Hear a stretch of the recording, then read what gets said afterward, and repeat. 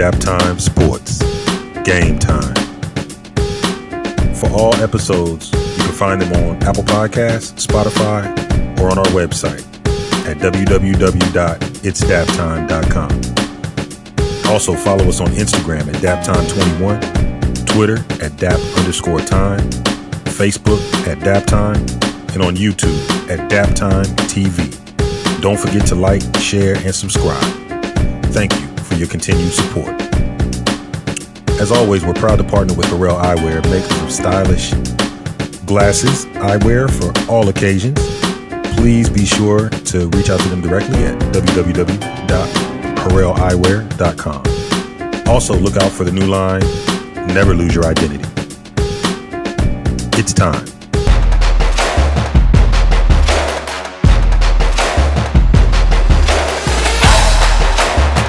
What up?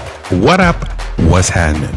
It's your boy, AJ, and I am here with the one and only world-renowned Big Dame, my partner and sidekick. And that groove is being provided by in-house maestro himself, the incomparable one, Pete Nice. Always dropping it on the one. The three of us are delighted to welcome you back to another episode of Game Time, where we talk about sports and sports-related topics. I'm thrilled about today's episode because we are going to dig into a closeout of the 2021 NBA season, post-bubble life. And Big Dame and I are going to talk about some of our highlights, our highs and lows, as well as celebrate and give our perspective on this year's crowned champion, the Milwaukee Bucks. So with that, it is time. Let's lace them up, get into the center of the ring. Ding, ding. What up, Big Dame? What's happening, bro? Well, you know, hey, man, I'm above ground, breathing good air, and I have most of my mind intact. That's always good. Yes, it is. Yes, it is. What's good with you, man? Well, you know, I'm saying, you know, blessed as usual. Yes, we are blessed. Yeah, always. Yeah, life is good, man. Life is good, man. I have no complaints whatsoever. You know what I mean? Glad to hear it. Want to jump right into it, man. This year's champion for the NBA 2021 season, the Milwaukee Bucks. We celebrate that. Fear the deer, reigns supreme. And I know we're going to dig into more of our recap of this later, but just really quickly want to get your take on that, particularly the way that series ended out. Man, that series ended up being, to me, a really good series. It really did. It ended up, every game was, for the most part, pretty good.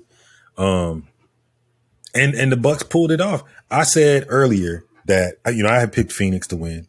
You did? I just thought Phoenix was the better team. But what I was seeing out of the Bucks was, talent-wise, I think they had enough talent, which they showed that they did. But they, for some reason, they refused to play to their strengths. You know what I mean? So those first two games, you know, Brook Lopez is chucking up threes like it's nobody's business. You know, Giannis is hanging around outside. They finally decided to occupy the paint. That's where they're strong. They're a big team. So, I mean, Budenholzer finally decided to make the adjustment. Big up to him, because I was critical of the fact that I thought he was a little late making adjustments in a lot of games leading up to that. But he made the proper adjustments. You know, the role players kicked in.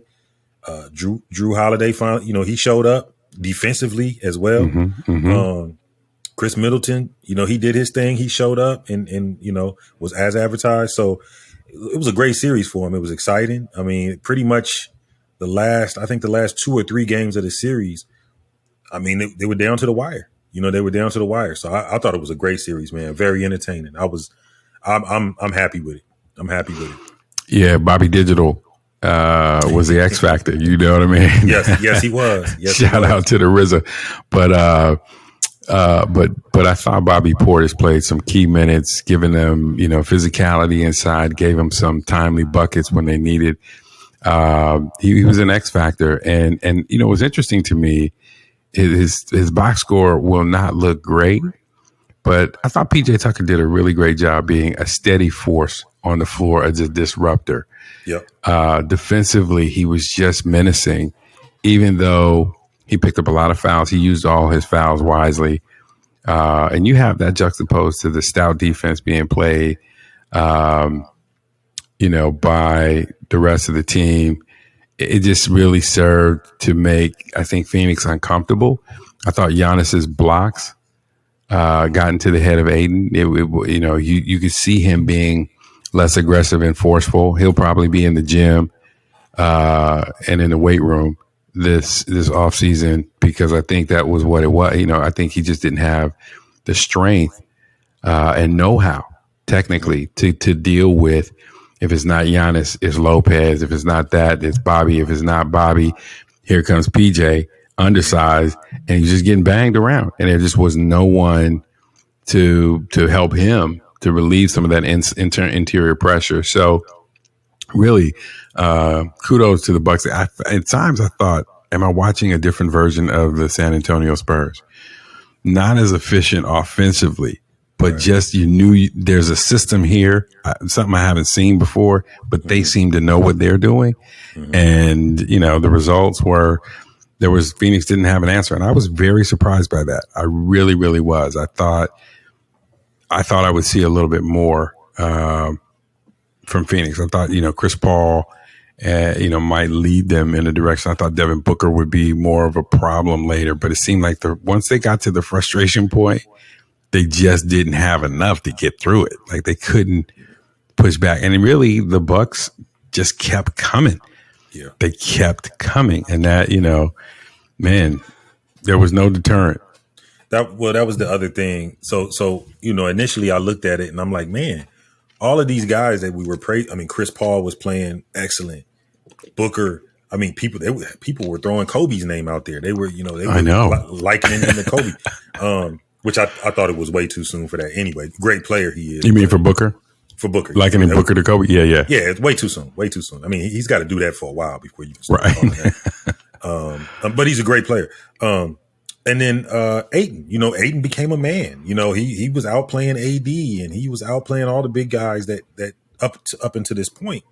And it just seemed like I was looking at it and I was like, man, everybody just fell back to earth. You know what I mean? It's like Booker, he disappeared. But then, maybe we're not giving enough credit to the defense. You know what I mean? Because Drew Holiday, he started playing D'ing up your boy Booker. Booker, and all of a sudden, it was over. You know what I mean? Yeah. Chris Paul was having all kinds of issues. You know what I mean? Right. He was being D'd up. They were harassing him. And Ayton, like you said, Giannis is a big, strong dude, man. You can look at him and tell. But then not only that, you got Brook Lopez, a savvy veteran. You know what I mean? He's not small either. And then you got Bobby Digital just running crazy. Right. He's coming in to disrupt, as you say. Right. So that's a lot to deal with. And Ayton's still a young player. So I don't think it's so much that they just fell off. I think the Bucks really had the personnel to just give them problems, and they figured out what worked for them, and they finally started playing to their strengths, and that's what we saw. So it was a great game, and you have to feel great for Giannis. Yeah, I think that's the best storyline you could have got out of this whole playoff. You know what I mean? Well, CP3 would have been cool. It would have been cool to see CP3. I say that. I feel you. Not as fully, and listen, I'm not a hater. It's just, I go back to his time with the Clippers against the Dubs. It's just hard for me to root for Chris Paul. Although, as a fan of the game, would love to see him cement his legacy. To me, I think it's already the foregone conclusion. He's a Hall of Fame player. He's had a Hall of Fame career. But I think to see his legacy add that piece to the puzzle would be nice, But I'll tell you this, the thing that stood out to me was in the post game, even in every post game press conference, when you go back and you listen to Milwaukee, one of the things Giannis said in a previous series post game, he was like, I try never to get too high, too low. And you hear that from people from time to time. But that team really mastered that. Down 0-2, a lot of people would have been talking panic. Hey, we definitely got to win this next game. It's imperative. They never use that, absolute kind of language. It was more like, hey, we got better. We're getting better. We're learning. We got to go home. We got to execute. We'll see. And you could see that. And then in the end, Even Bobby did an interview on Sports Center, and just hearing his appreciation, knowing, hey, 10 months I was out, I'm home, I'm not able to be with my teammates when they went in the bubble. I wasn't in a good space, but I went home. I was able to regroup, find my joy and my peace again. And then this team gave me an opportunity to come and play. And I just love these guys. I love playing for them. I love this fan base. You just got a sense that it's just a different persona. It's not a group of people that, there's these huge egos. Although, every player is playing their best ball. They want to do well, but you just didn't get a sense that the individual ego ever eclipsed the team doing the best that it could do together. And to me, the scariest thing that comes out of this is that Phoenix is going to get better. They got a bunch of young, that kid Bridges, that they've got. I mean, he was steady. Yeah. He was steady. I think if they get Crowder coming back, Crowder showed me so much. I thought several times, like, who saw this when he was in Dallas? Right. When he was early in the league, who saw that Jay Crowder would be the player that he's become? I look at Chris Paul. I think he's got more in the tank if he can continue to stay healthy. And Devin Booker's, the sky's the limit for what he can do potentially. And they're going to add pieces in the offseason. I think the West is going to be even more competitive. And I think, you can't help but believe a 27-year-old Giannis is going to come back more confident and with more experience under his belt. He and Milton may be a bigger problem next year. Well, and I think, and I'm sure the Bucks will add pieces as well. That they may need to shore up things. But I agree, man. I think we're coming into a great time for basketball fans. You know what I mean? There's a lot of good basketball on both sides. There's no the West dominates or the East dominates anymore. Right now, I think there's parity across the board. I mean, because you got to remember, you're getting if you get a healthy Joel Embiid back, pending whatever they do with Mr. Simmons, Philly, is right there. So there's a lot going on, and so it's going to be exciting to see, how that unfolds next year. That's a great point to segue. And as we do, definitely want to take a moment to give a shout out to our partners, How We Feeling, who they help you keep a pulse on any journey that you're taking, but to do so authentically. Take a minute out of your day. Visit their website, www.howwefeelin.com. Learn more about how you can transform any area of your life that you're trying to improve, or learn more about some area you're trying to discover. Sharing authentic journeys online with people of like-minded views, values, and interest. How we feeling? Everybody's got a story. Just change where you're sharing yours online today. Big Dame. By the way, listeners, if you haven't done so, I'm going to remind you, if you're catching us on YouTube, be sure to hit that subscription bell, and the subscription button and notification bell, so you can be alerted to everything that we're doing when it comes live and active. Be first to share it. Big Dame, you noted Joel Embiid coming back, which is a great point to segue on. When you look forward, looking back on this season, what are some of your, give me 2 or 3 of your major highlights from this year's season as moments that either gave you encouragement for what you want to see more of in the upcoming season, or things that you think signal a transition away from maybe things that we've gotten used to seeing? I think the biggest highlight, it's the freshest one in my mind because it just happened, but I think Giannis making the decision to take a Supermax contract in Milwaukee, stay there. He wanted to build something there as opposed to going to link up with a super team. He wanted to do his own thing. Bring us some players here. Let's do it here. And that was kind of the mentality. And then to finish it out the way they did, and for him to rise to the occasion the way he did in a major way and get the MVP. I think I like the fact. I think that could be a signal of, moving away from the whole super team thing, right? Mm-hmm. Getting back to how it used to be, where you put a team together and you fight and you claw with those guys and you win or you lose, but you stick with your guys. I saw an interesting question, and I want to actually pose it to you because I think on the heels of that, it was an interesting question. Which, in your mind, which holds more weight? Giannis's 1 ring, or KD? Would you take KD's 2 rings that he had with that he got with Golden State? Don't think I don't see through the ploy here. just and I got another because okay, well, let's say this. Let's say no, it's okay. I know. I'm a Dove fan. Being the homer that you are. You know. Oh, here we go. Now I'm a homer. All right. This coming from this guy. Mr. Buckeye himself. So let me answer your question void of my own personal interest. Of course, I wouldn't give back the 2 rings as a fan of the Dubs. Sure. But if I'm putting weight on the player, Giannis's ring holds more weight. Right. Far more weight. I feel the same way. I just thought it was an interesting when I saw the question posed because it made me think. I mean, so if you'll say that, my thinking is his peers have to be thinking, as peers, they're looking at him like, man, respect. I'll go a step further. Giannis's ring would hold more weight than KD winning in Brooklyn. I think so too.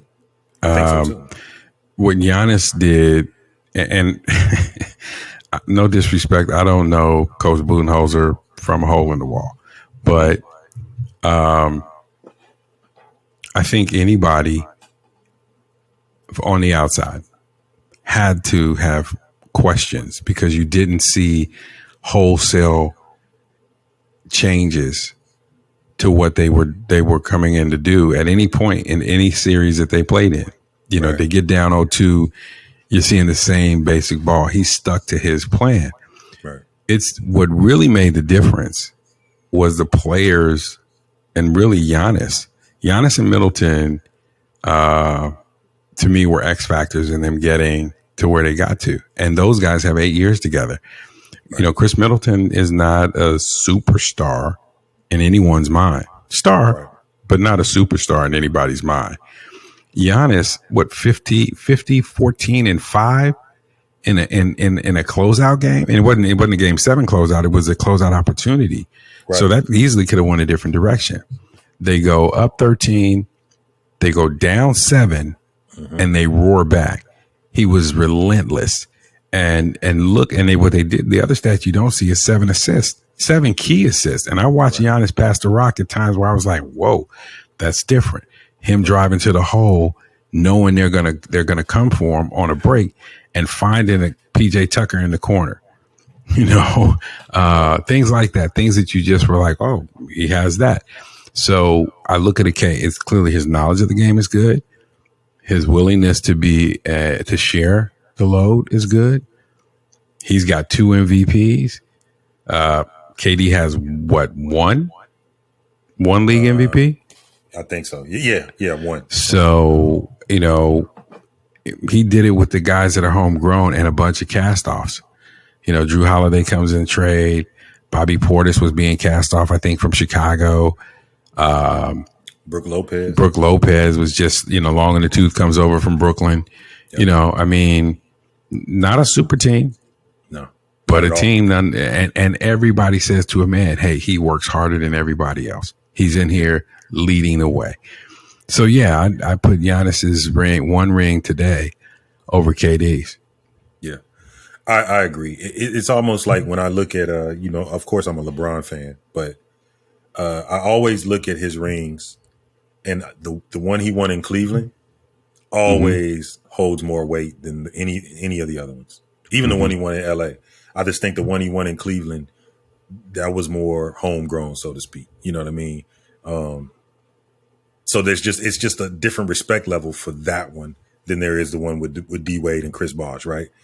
And I think when you look at Giannis's, I think people are looking like, okay, yeah, you won that, you did that. You know what I mean? You did that. You didn't have to form Voltron or anything. You just did that by yourself, and or with the team that you had. So I just wonder. I wonder if that will kind of move things in a different direction or change the mentality of a lot of guys when it comes time for free agency. In the modern era, I would put as my top 3, which will probably surprise you.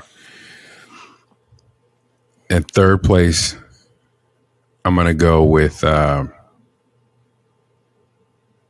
D Wade's first ring in Miami.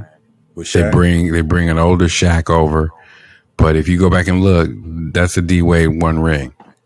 Mm-hmm. Shaq contributes, but D Wade won that ring. They go down to Dallas and roar back to get that. Very impressive. Second to that, I'm going to go with Dallas's ring. Mm-hmm. That's Dirk. They get a Steve Nash a little later in his career. They got an older J Kidd on that roster, but Sean Marion, a bunch of, guys that had been around the league, but that team led by Dirk goes and gets it done. Right. Impressive. And I'm going to go with the Dubs first ring. Mm-hmm. You're going up against LeBron. Yes, Kyrie goes down, but LeBron plays the best basketball, I think, as an individual performance. One of the best all time for 6 games, because he pretty much made it. I mean, it could have the Warriors could have lost that. That was close. But the Warriors, every one of those guys, Sands, Iguodala, was homegrown. And, they just came together like a team. I put Giannis's stuff on that level, and I think some of that, we've this whole idea, this notion of, guys coming together and pooling their resources. Maybe even though Boston is kind of given credit as being the first to really do that, those guys, nobody knew that Boston was going to do what they did. Paul Pierce was there. Ray Allen had been around for a while. KG had been around for a while. They had made their mark elsewhere. Ray Allen made his mark in Milwaukee and in Seattle. I mean, it was like we knew who Ray Allen was, but he'd been around the league a while. Right. KG made his mark in Minnesota. Right. Still young, but, what are you going to do? Right? You knew they were going to be good together, but you didn't know they were going to go get a ring. So I don't think you saw that as a super team. Then LeBron and the guys go to Miami, and that's the next wave. And I think this idea of, okay, well, let's assemble what we want to be great. But homegrown talent going and getting it, guys who you don't see. And now I would put, of those 3 I put in the modern era that impressed me the most, I'm putting the Dubs and I'm putting Milwaukee on the same level, because both Steph Curry and Giannis are players who have transformed the game. They are changing the way the game is played. You can't play those guys the same way you've been playing. You can't play Giannis straight up man on man and just shut him down. That dude decides he's going to the cup. He's going to the cup. And he has a spin move off the dribble. Right. Yeah. I got a 3 as well. Okay, what you got? I'll go with I'm going to go with the Bucks. This recent championship that we just saw. Okay. Because of the way they did it. Like you said, there's some weight I have to put in a guy just taking his team there, not putting it together, because that's been going on for so long now, and everybody's doing it. Everybody's has to form Voltron, and he's just like, let's ride with what we got. You know what I mean? And not only that, they beat a really, Phoenix Suns is a really good basketball team. So let's not forget, and to roar back, to go down 0-2 and roar back and beat them 4 straight. That's impressive. And for him to show up, he wasn't being bailed out. Nobody hit a shot to bail him out of this game or that game. He showed up every night, defensively on both sides of the ball. So I'm gonna put that at number 3. Number 2, I'm going to 2016, the Cavs over the Dubs. I knew it. The one and only time a team has been down 3-1. I knew it. And come back. Come on, put all the mustard on it, please. I want all the mustard. I got some mayo too and some hot sauce I'm about to throw in here. I got you though. But, I knew this was coming. But no, regardless of who it was, they weren't supposed to win. And then especially going down 3-1, they were definitely not supposed to win. Everybody knows that. And for them to come back the way they did, that was not a super team. I know he had Kyrie, but Kyrie had been in Cleveland and won nothing. And LeBron came back and not doubting Kyrie's skill. But I mean, it was just a great series, man. And for them to come back being down 3-1 and Cleveland hadn't won anything in years and years and for decades, that was huge. That was a big deal. That was a big deal. Man, my number one is the Bulls, 98, Salt Lake City, Jordan closeouts game 6. Wow. That's the one, man. 45, I think he put up. Yeah. And he ended it. Held it for him. You know what I mean? So, I mean, you got to put Jordan up there, man. Also homegrown talent on that team. Absolutely.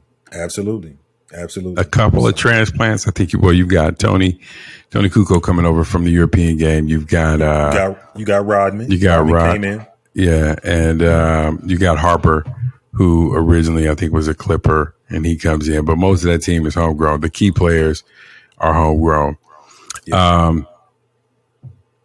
Subtext, ancillary storylines that we carry over into the offseason. The other thing, when you look at things, it's like, man, the changing of the game from this year. We saw some things that were different. We saw a playoff format that changed, which apparently resonated because it's now going to go forward for next year. Right. We talked a little bit about that when it was happening, what we thought, going into it. We talked about it when we first started, like, okay, yeah, kind of like this. But as you see them tinkering with things around the game, the bubble is passed.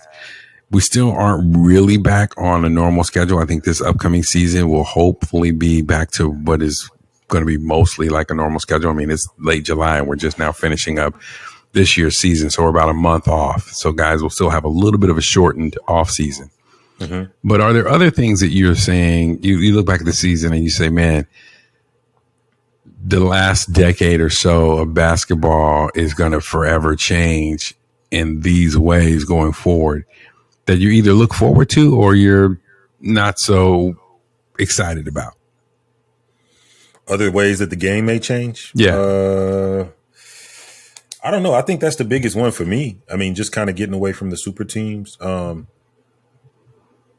can't think of anything else right now that I'm anxious to see, as always, what's going to happen with salary caps and things like that. I mean, that's going to always be an interesting topic because, of course, I hope they do, but can these salaries continue to do what they've been doing?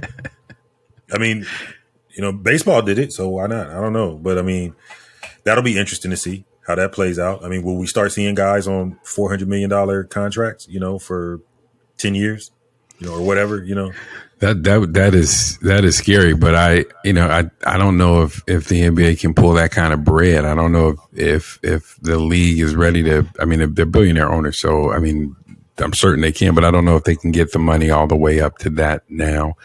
Right. It'll be interesting to see. I think things like, I'm always watching when an era's icons start getting to the end of their career.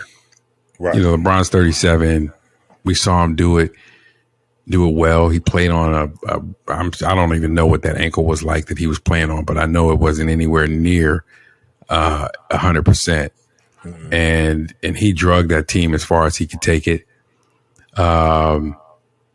There was a time where those same guys with LeBron James, you would have given them every chance in the world to go to the finals. Yeah. But I think there's so much more parity now. This season, we saw a lot of parity. We saw what that parity looked like. There are different players, different teams. And there seems to always be, when there's a changing of the guard coming, you kind of have this low where it's level. And the fans have to just really be about seeing good ball. And so what I saw is, I guess, glimpses of is those guys that we've come to looking at where the league has got one major figurehead. That changing of the guard is coming. LeBron is going to retire one day. And so it makes me wonder who's next.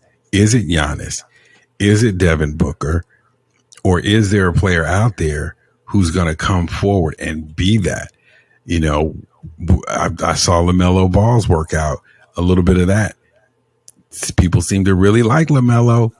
Is LaMelo Ball going to make that leap and show us something and become the next big superstar, or is the league going to have a pantheon of superstars that now the league is built around and is really one collective voice rather than one person? All that's really intriguing to me. That's interesting that you say that. And I think one of the things, so I think there will be different faces. I don't think there will be one face. And it's kind of like that now. If you look at like Chris Paul, in a way, has been the face of the league as far as I think he's the president of the Players Union, or at least he had been for quite a while, if he's not still. But so he's been a face of sorts. LeBron, of course, is the poster child, has been the poster child for the NBA for the most of his career. And there's a few different pieces that have been that face. So I think now what we'll see, I think what's interesting is moving forward, social media will probably play a big role. Wow. You think so? Well, look at it. So when you think about who's going to be the face of the NBA, but then go look at some of these people's Twitter followers or their Instagram followers or whatever, TikTok followers. And so who are the people following? If you mentioned LaMelo Ball, if he has, I think he's one of the top 5 followed NBA players, him or it might be his brother, might be Lonzo, but they're like one of the top 5 followed players on social media. Wow. But they're younger, they're tapped in with that move, you know what I mean? That movement, and more so than a LeBron. LeBron probably has a team that does his stuff, but these guys, they've been on TikTok and all that old stuff all their life. They're born into it. You know what I mean? Like, I look at it, it's like my daughter. So she's into all the social media, but she was born into that. That's that generation, So I just wonder if that will play into, if that'll play a part in your popularity, overall, if that'll bleed over into the league. Because you look at Michael Jordan back in the 90s, 80s, 90s. Mike was popular, but Mike was popular for his play. But then his play got him the ability to be seen more on TV. He can speak well, nice looking guy. So, of course, he's getting endorsement. He has these shoes, which now everybody wants my shoes. So he garnered followers, but it was a different way because people were buying his shoes. People liked the commercials. People wanted to be like Mike. There's this whole campaign, right? Now you can create your own movement. So if you can get enough people following you, I mean, I got to think the NBA is going to look at that and say, man, this guy's got a couple million followers. He's a nice guy. He's a great player. What's to stop them from putting a campaign behind you? I think that'll be interesting to watch. You're right. I think, the other thing we saw, I think, that came into the game this year, because there was kind of this gradual adoption of bringing fans into the arena.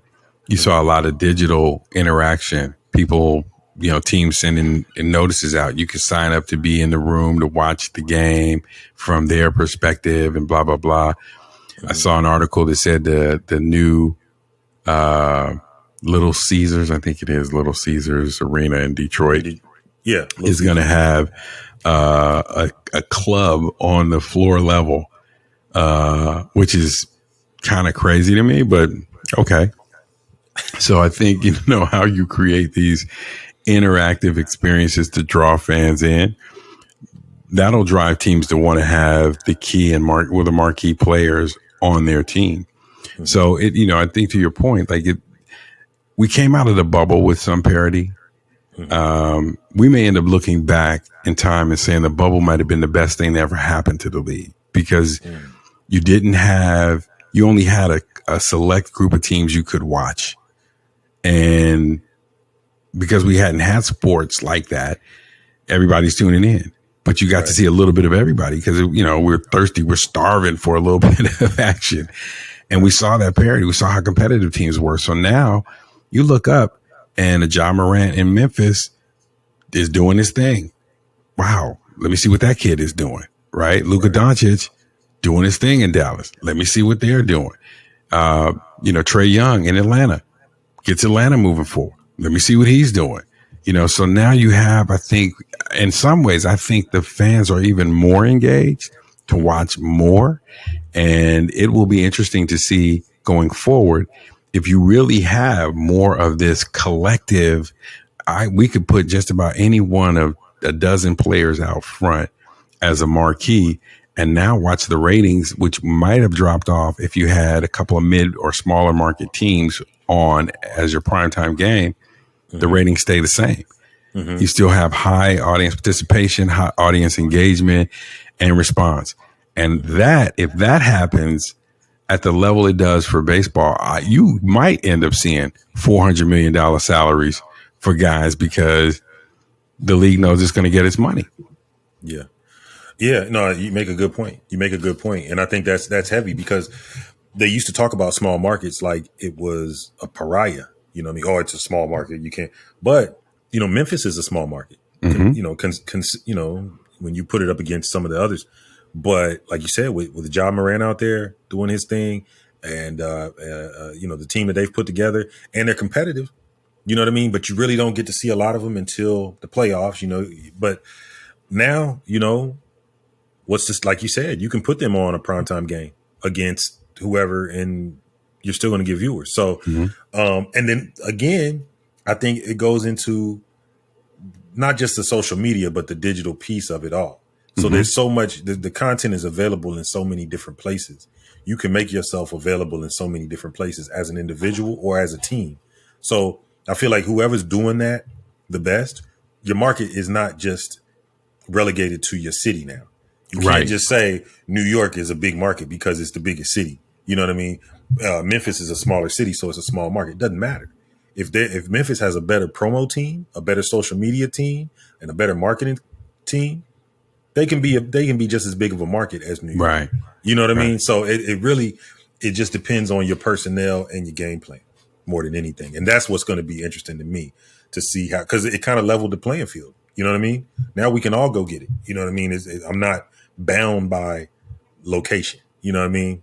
So I'm going to ask you this question real quick. If you're tuning in to us on YouTube and you haven't done so, be sure to hit that subscription button and that notification bell. You don't want to miss anything we drop when we drop it. You want to be able to catch it and to share it. Also want to take a quick moment to thank our other key partner, DAPTIME 2-or-1, this young entrepreneur who is definitely on social media and active. Samira Jacobs has developed a great organic product, all natural, no chemicals, no synthetic oils. Her bath and beauty products not only keep you clean, smelling good, but they're good for your body. So do a good deed, support a young teenage entrepreneur in her dream to change the way that people bathe and use good natural products. So she's conscious. She's got a good cause there. She wants you to be clean and responsible. Check out their website, www.dicm.com, 2R1.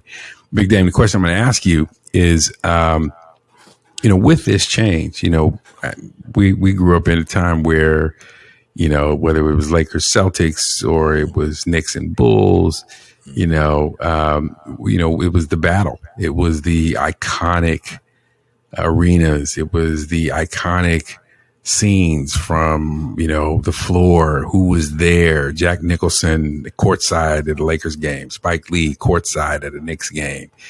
It was the parquet in Boston. It was, those kinds of things. It was the rabid fan base and the loudness of United Center, which I think is now something else. But, just the idea of those games on prime time.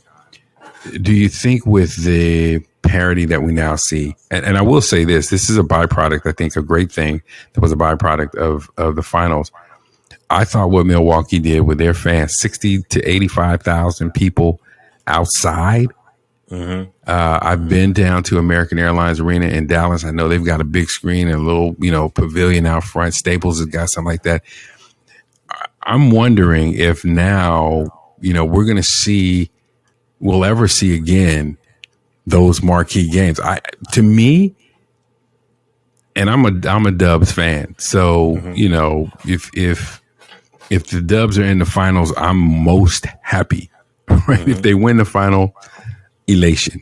But there's a part of me as an NBA fan where Boston Lakers game still going to draw me in. The Knicks being good and Madison Garden being packed and the Knicks being competitive, playing a competitive anybody, definitely going to draw me in. Right. Are we going to see that much longer?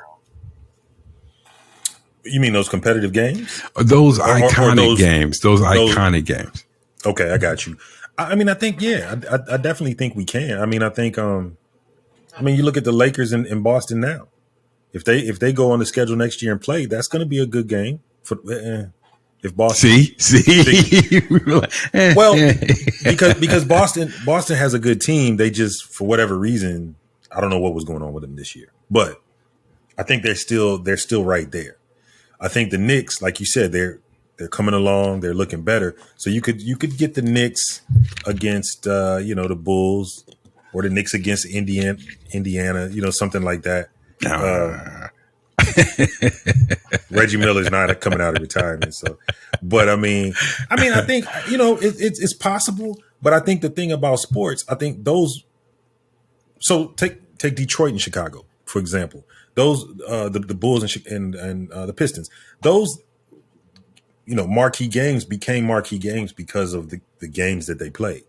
You know what I mean? So it was the Boston and LA became that because you had Magic, and their roster, you had Kareem, you had Bird, you had Dennis Johnson, you had Robert Parrish, you had teams on both sides, and they were iconic games that they had. Right. And so because of those games, that's really what we're accessing. When we think of Boston and LA playing each other, we're probably subliminally reverting back to, man, Kareem hit the sky hook and Magic had about 150 assists that day, and then Bird shot from the parking lot and hit 23. It's that type of thing. So I think we'll get those games. Now, it may not be Boston and LA. It might be something else. It might be Phoenix and Milwaukee. I don't know. Maybe that'll be one of the new things. It may be, Portland and Denver. Who knows?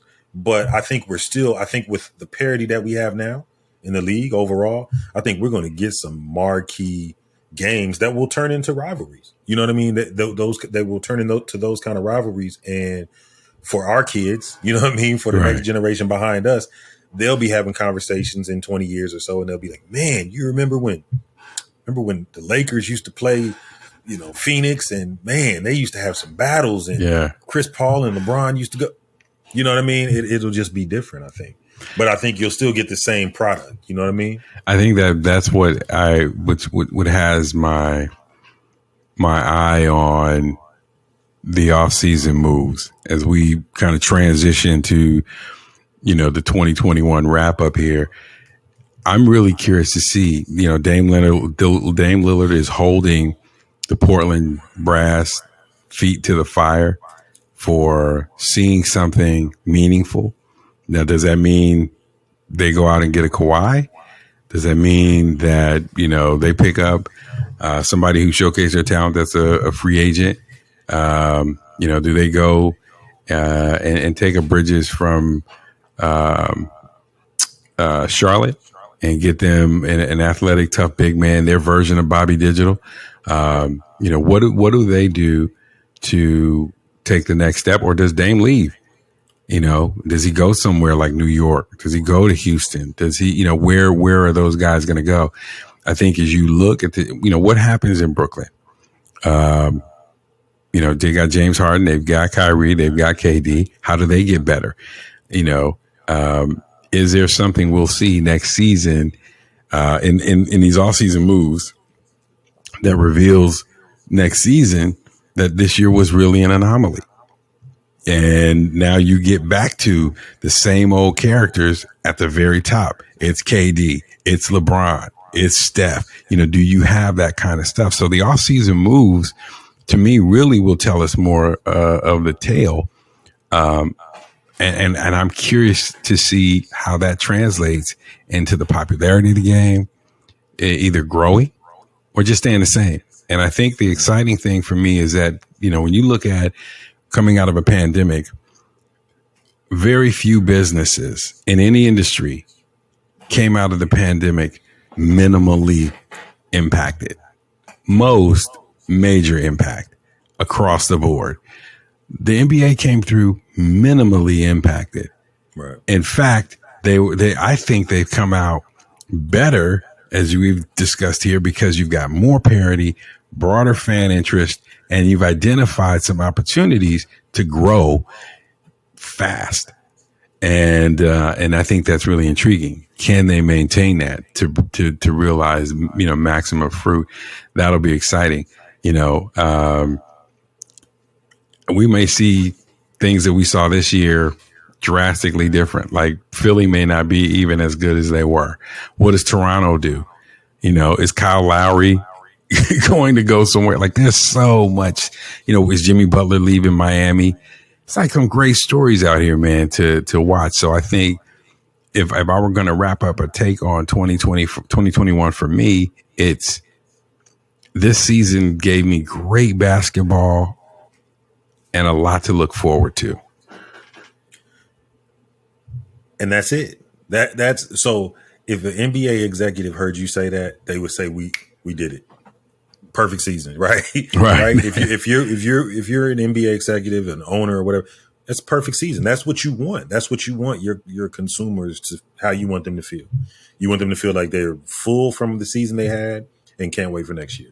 And I think I agree with you. I think that's what happens. You know what I mean? I think even next year, a lot of different moves can be made. We're going to see some of the usual suspects show back up.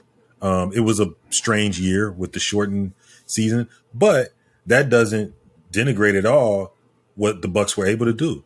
They had a shortened season just like everybody else. You hear all these people saying, oh, well, if it was a regular season, this would have never happened because people wouldn't have been hurt. And you can't say that because, they had to stay healthy just like everybody else had to try to stay healthy, and they were able to do it. That's the way the ball bounced. No pun intended. But I mean, that's the game. You know what I mean? That's always been part of the game, dealing with injuries and things of that nature. So I think next year is going to bring its own set of circumstances. You know what I mean? Aside from the free agency and all of that, that's going to play itself out however it plays out. But even after that, you're going to have injuries that you have to deal with. You're going to have to manage that. You're going to have to manage attitudes. You're going to have to manage, the chemistry of your team. All of that stuff. You're going to have to peak at the right time. That's all stuff you have to manage anyway. That has never changed in the game of basketball or any sport for that matter. So I'm with you. I'm excited. I'm real excited to see how it starts to unfold because there's always going to be something unforeseen that occurs. Nobody saw the whole Lakers brass just like being taken out. You know what I mean? LeBron and AD just they're done. You know what I mean? Nobody saw that happening before the playoffs, but it happened. So you have to learn to deal with it, Well, as we wrap this up and before we get to the championship round, I'm going to resurrect something that we started on DAPTIME at the very inception of DAPTIME, where we give Big DAP to someone who gave us something special, something truly, truly exceptional. And when we wrap up this year's season, our MVP DAP is going to go to Charles Barkley, who gave us street clothes. We didn't have street clothes before this season. Street clothes, yes. We're all about laugh, learn, and live. Well, Charles Barkley gave us street clothes, Davis. We didn't have that before this NBA season, but I don't think he shakes that moniker until he is, not in street clothes. Out of the street clothes. Exactly. So listen, all due respect, AD is a phenomenally gifted athlete, super talented, and I think he's had good humor about it. But Charles Barkley gave us a moment that we will treasure and probably will stick with us and will stick with AD for the rest of his career. So Big Dap goes to Charles Barkley. And with that, Big Dame, I will turn it over to you for championship rounds. Man, championship rounds. This is the time. Championship rounds is where the money is made, where the gold is shined, where the rewards are passed out, the checks are cashed. Whoop whoop. And so those are the rounds. That's where it all counts. That's where it all matters. So, and this segment is where we like to leave you with a little nugget a little quote, and give you something that you can take with you and hopefully give you a little pep in your step to continue on your way. So this one right here is I thought it was pretty fitting for both the NBA as well as personally. You can add this to your own personal walk. But and this the author of this is unknown. I'm not sure who this quote was. So if you hear it and you decide it was yours, just let us know and we'll have you on and we'll talk about it. And so, but the quote is, learning is a gift, even when pain is your teacher. And I think that's very key. That's very crucial. We just talked about the NBA. We talked about how you have to navigate a season. You have to manage a lot of different obstacles, a lot of different things throughout the course of a season. Same thing goes with our life. We have to manage obstacles. We have to manage unforeseen events. We have to manage our time. We have to manage our energy. We have to manage our discipline. We have to manage ourselves. As a team has to manage its season, And so learning is a gift, even when pain is your teacher. To put this into perspective, some of these obstacles that we come in contact with, be they injuries, if you're on a sports team, sickness in your personal life, traumatic experiences, it's pain. It's no way around it. It's painful. And we all are going to go through it, and we all have gone through it. But the thing about it is, if we can view pain as a teacher, and then we can in turn view it as an opportunity to learn. You know what I mean? So whenever you run into a situation where you've been struck with pain, I guarantee you somebody learns how to try to avoid that pain the next time, right? If you fall and skin your knee and it hurts and you got to get a Band-Aid and you got to get fixed up, you're going to try to work on doing something different next time so you don't fall and skin your knee. Mm-hmm. And that's basically what it is whenever you run into pain, instead of falling down, instead of feeling sorry for yourself, instead of looking at it as a terrible experience and why me, look at it as an opportunity to learn from it. I'm not going to be in pain. This is not in vain, right? I'm going to take this pain. What's going on here? How can I not go through this again? What can I pull from this pain and take with me and make me better in the long run? So there you go. Learning is a gift, even when pain is the teacher. So don't look down your nose at pain. Use it and don't let it use you. Dang. That's a KO right there, buddy. That is a KO. Amen. Big Dame, as always, I appreciate the wisdom, the insight, and the fruitful conversation. Thank you for taking the journey through this NBA season with me. As always, it's always great to enjoy life through your eyes. Pete Nice, thank you for cutting on the break, dropping the needle on the one. And the three of us definitely thank you for tuning in and listening to this episode of Game Time. Listen, if you hadn't done so by now, be sure to hit that subscription and notification bell on YouTube so that you can be alerted every time we drop something new. Catch us also on Instagram at DAPTIME21, on Facebook at DAPTIME, and on Twitter at DAP_time.